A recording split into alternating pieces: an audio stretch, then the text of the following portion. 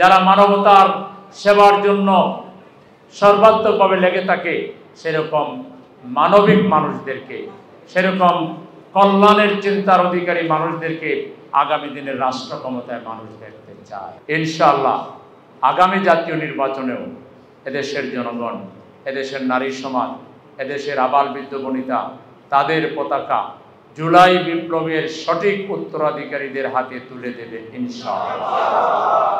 সেই লক্ষ্যে সারা বাংলাদেশ জেগে উঠেছে। মানুষের পরিষ্কার বক্তব্য, আমরা আর দুর্নীতিবাজদেরকে চাই না, আমরা চাঁদাবাজদেরকে চাই না, আমরা টেন্ডারবাজদেরকে চাই না, আমরা সিন্ডিকেট করে বাজারে জিনিসপত্রের দাম যারা বাড়ায় তাদেরকে আমরা চাই না, পাথর মেরে যারা মানুষ খুন করে তাদেরকে আমরা চাই না, পাথর লুটপাট করে যারা তাদেরকেও আমরা চাই না। সামান্য বসা নিয়ে মারামারি করে, প্যাকেট নিয়ে মারামারি করে, বক্তৃতা নিয়ে মারামারি করে, কার নাম আগে আসলো কার নাম পরে আসলো এটা নিয়ে মারামারি করে, নিজ দলের লোকদেরকে মেরে ফেলে এইসব ছোটোখাটো কারণে এই ধরনের ভঙ্গুর এবং যারা নিজ দলের উপরে শৃঙ্খলা প্রতিষ্ঠা করতে পারে না, বিশৃঙ্খল কোনো দলের হাতে, কোনো শক্তির হাতে বাংলাদেশের মানুষ জুলাই বিপ্লব উত্তর তাদের পতাকা তুলে দিতে পারে না।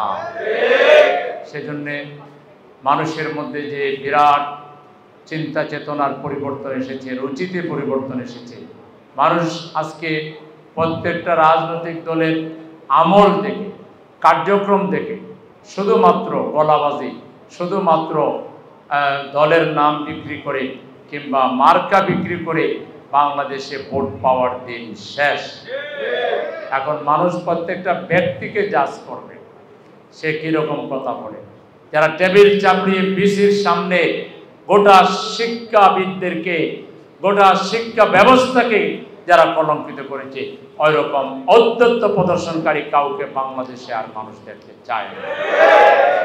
সেজন্য এখন মানুষ দেখতে চায় সাদিক কাইয়ুমদের মতো যারা খুব সুন্দর স্মার্ট প্রেজেন্টেশন দেয়, যারা মানব সেবায় অগ্রপথিক, যারা মানবতার সেবার জন্য সর্বাত্মকভাবে লেগে থাকে, সেরকম মানবিক মানুষদেরকে, সেরকম কল্যাণের চিন্তার অধিকারী মানুষদেরকে আগামী দিনের রাষ্ট্র ক্ষমতায় মানুষ দেখতে চায়। জামায়াতে ইসলামী সম্পর্কে বিগত 54 বছরে যেসব মিথ্যা প্রপাগান্ডা চালানো হয়েছে, যেসব কালো অন্ধকার, কালো পর্দা মানুষের চোখের সামনে সেটে দিয়ে মানুষকে সত্য জানা থেকে দূরে রাখার চেষ্টা করা হয়েছে, মানুষের সামনে থেকে সত্যকে আড়াল করার চেষ্টা করা হয়েছে এবং একটা মিথ্যার জাল তারা তৈরি করে মানুষকে ইসলামের পথে, দ্বীনের পথে, কল্যাণের পথে আসার পথে যারা বাধা তৈরি করেছিল তাদের মুখোশ উন্মোচন হয়ে গেছে।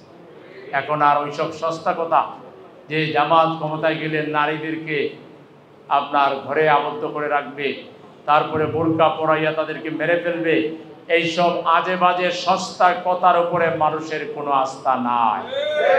মানুষ জেনে গেছে জামাত ইসলামের হাতে এদেশের নারী সমাজের নিরাপত্তা রয়েছে, ছাত্রী সমাজের নিরাপত্তা রয়েছে।